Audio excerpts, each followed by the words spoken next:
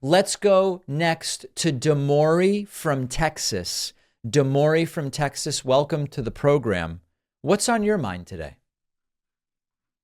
Hi, David. I just wanted to ask if you had any comments and saw, I think it was from this weekend at one of the rallies that Trump had. There was a couple people behind him. They had started the Genocide Joe chant.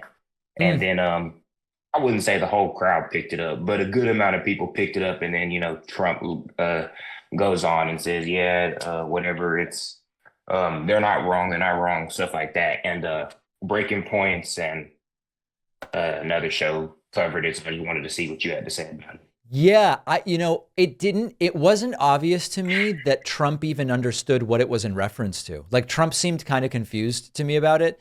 Now, what's really funny is the whole Genocide Joe thing, the genesis of it is the idea from some on the left that Biden is either supportive of or involved in a quote genocide committed against the Palestinians by Israel.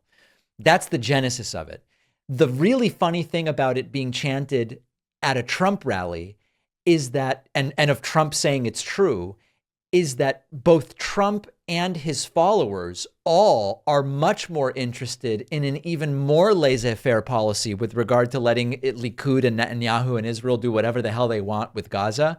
So it's really funny because if you believe in the Genocide Joe meme, then doubly so, it would be Genocide Trump as well. So honestly, it didn't seem to me that the people chanting it even knew what it was about. And I wasn't even convinced that Trump understood it. It just sounded to him like an insult about Biden. So he went along with it. Yeah, it did. Yeah, they did. I feel like they definitely don't know, um, the fully aspect of it and how you said too. So it's like them kind of, or to me, it's pretty on brand of what they do. They just say things and not know really too much about it. So that's why I was 100%. like, it could be an issue because the left had, or some people on the left has been screaming that, and if it starts to come from the other side and he uses it, then I thought that could be an issue. But appreciate you 100%. for your insight. All right, Damori from Texas, great to hear from you. Why don't we go next to, oh, I don't know. What about Quinn from Indiana? Quinn from Indiana, welcome to the program. What's going on Hi, today? David. Can you hear me? Yes, I can. I had a question about a topic that I'm not sure if you've addressed it, so apologies if you have, but Okay. I saw it's about 3 weeks old, and it was the census adding Latino to the race category from ethnicity. And I was just curious if you thought that was a good decision. As someone who is from Latin America, do you think that there's a collective Latino interest to necessitate that, or do you think that decision ignores the complexities of race and racism in Latin America? I really don't know. This is a very complicated thing. And it's interesting, Quinn, that you bring this up because in my conversation earlier this week with Congressman Richie Torres, I mentioned that I am both Hispanic by the old definition, which is you can be Hispanic regardless of race, right? You could be white Hispanic or brown Hispanic, or there are what I guess we would consider black Hispanics in the Caribbean. Okay, so there's that.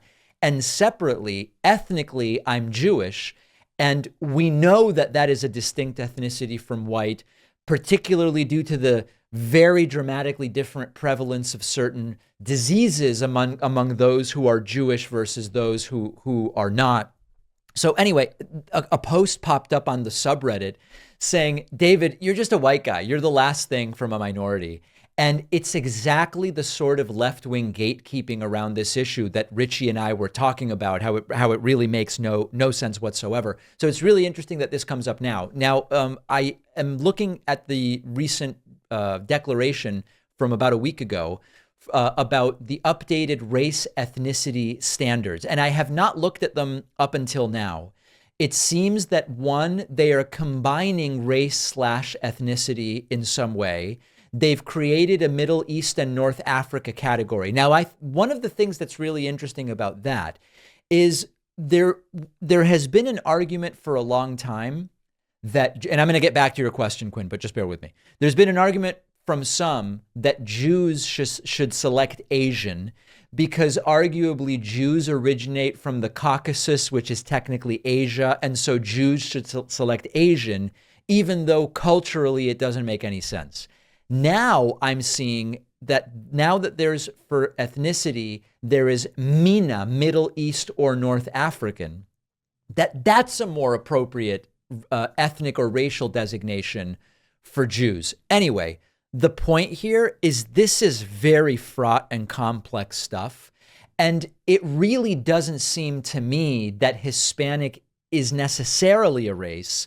But I do understand that often what we mean by the Hispanic race is not Black people, not white people as we understand them to be in terms of Germans and Dutch, and also not what are sometimes considered folks of Arab origin. Like Hispanic has a certain racial element to it that is different than those three, and we understand what that is. So in some sense, that does make sense, but at the same time, it sort of gets out of the reality that I, as an Argentinian Jew, my ethnic identity is Jewish, which is distinct from white, but it wouldn't really make sense for me to check the racially or ethnically Hispanic. So it's a mess, Quinn. That's where I'm landing on this.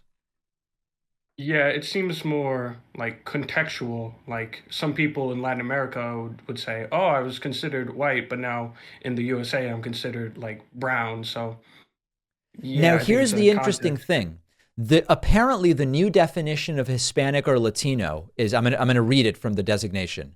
Individuals of Mexican, Puerto Rican, Salvadoran, Cuban, Dominican, Guatemalan, and other Central or South American or Spanish culture or origin. By that, I am Hispanic, but it's a race ethnicity category, which is the confusion because it's my cultural origin, not my ethnic origin.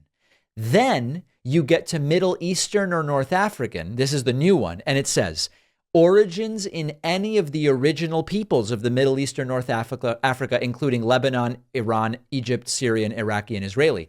By that, I think the correct race for me would be Middle East and North Africa, right? I mean, it's sounding like that's what it would be.